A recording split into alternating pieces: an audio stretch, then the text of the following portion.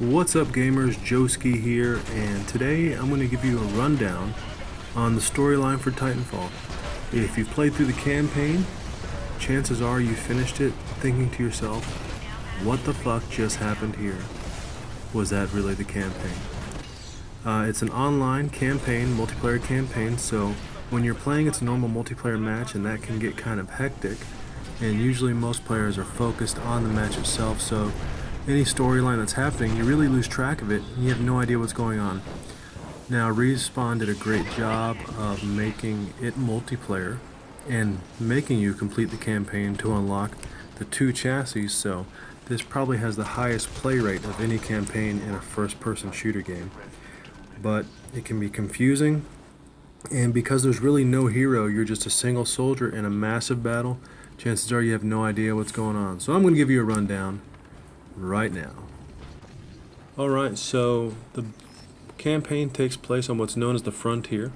There's 9 battles in the campaign. It's between the IMC and the militia.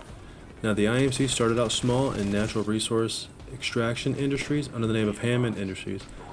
Over the course of a century, with rebranding, explosive growth, series of acquisitions, mergers, led to the transformation of Hammond Industries into the ruthless commercial empire that is the IMC. With the Frontier's valuable shipping lanes and vast planetary resources ripe for exploitation, the IMC is dedicated to maximizing profits and shareholder wealth, using the legal application of force when necessary. Alright, the second playable faction is the militia, and after hearing about the IMC, you would think they're the good guys, but maybe not so much. The militia is a mismatch of homesteaders, bandits, mercenaries, and pirates, all rising up as quote-unquote citizen soldiers when the need arises. Each brigade of the militia is responsible for fighting an assigned section of the frontier territory. Although some brigades are little more than vast pirate organizations, the militia has enough resources to be a real obstacle for the IMC's ambitions on the frontier. The militia often claims that direct action against the IMC is in the best interest of the homesteaders whom they allegedly represent, but not everyone on the frontier sees it that way. So now we know about the factions, what the hell happened? Let's find out. The first mission is a refueling raid. The story begins at an IMC refueling station. The militia is in desperate need of fuel, so they decide to raid IMC reserves. While there, both factions intercept a distress call from a man named McAllen.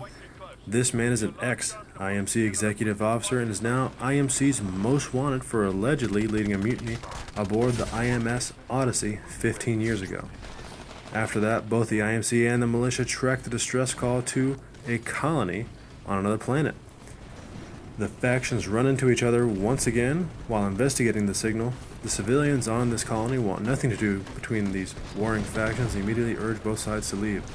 Before going, the militia recruits McAllen to their side. McAllen tells the militia he knows a way to take down the IMC for good. Alright, next is the Odyssey. The militia under McAllen's command returned to the Odyssey, where he led a mutiny numerous years ago for his grievances against the IMC's treatment of the frontier citizens. The militia's plan is to salvage supplies here to carry out their plan. Of course, the IMC tracks the militia to the Odyssey and they fight over anything valuable. Both sides take what they can and leave. Next is Get Barker. Before the militia can carry out their plan, they must find a man by the name of Barker. This man is an old friend of McAllen. He was once a great IMC pilot during the campaign called the Titan Wars, but today he's just a drunk. While in Angel City, picking up Barker, the IMC tries to interrupt the militia's plans. Once again, the IMC sees the militia as a terrorist organization, and they cut them off as much as possible. Alright, so next is the Sentinel. Assault on Sentinel, rather. The militia badly damages one of the IMC supercarrier, the Sentinel, and has to dock to get repaired, and the militia sees this as a perfect opportunity to take it out. So they do. The next is Here Be Dragons. The militia takes a daring risk and goes to a base codenamed Boneyard. This is an old IMC base, and it was abandoned due to the creatures on the planet that resemble dragons. They can bite through 9 inches of solid steel.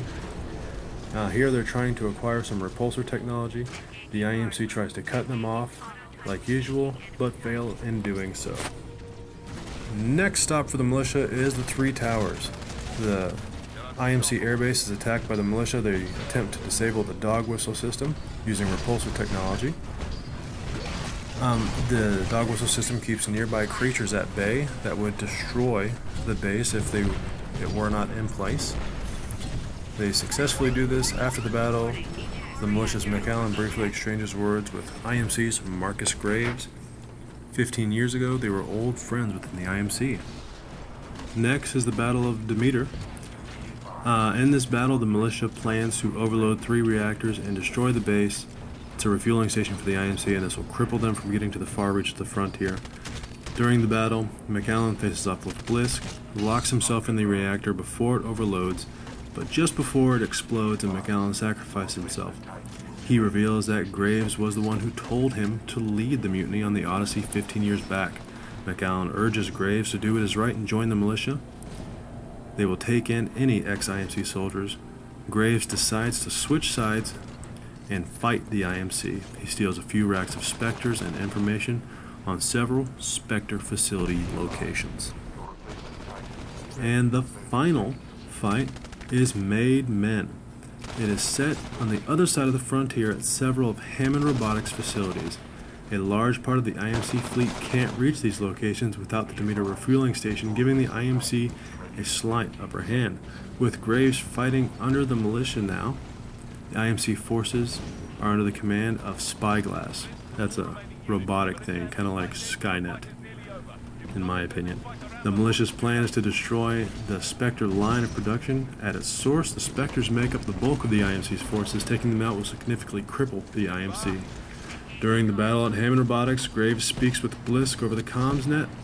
Graves says he wants to end the war now, and it should be done. Humans fighting the machines. Blisk responds by asking Graves how will they know who is the better man. The only way they can be the better man is to see who walks away from the battle. Graves retorts with no man is better than another, but Blisk disagrees. Graves believes machines have no loyalty, but this doesn't hold much weight given the fact that Graves recently switched sides to the militia. The militia ends up destroying a number of Spectre reproduction facilities. This puts the IMC on the defensive, but they are still a strong force to be reckoned with. That's about it. So that's a quick rundown of what happened. Make sure you like, comment, subscribe down below. If you'd like to add anything in, please do add it in the comments. Let me know what you thought, and we'll catch you next time. Good game.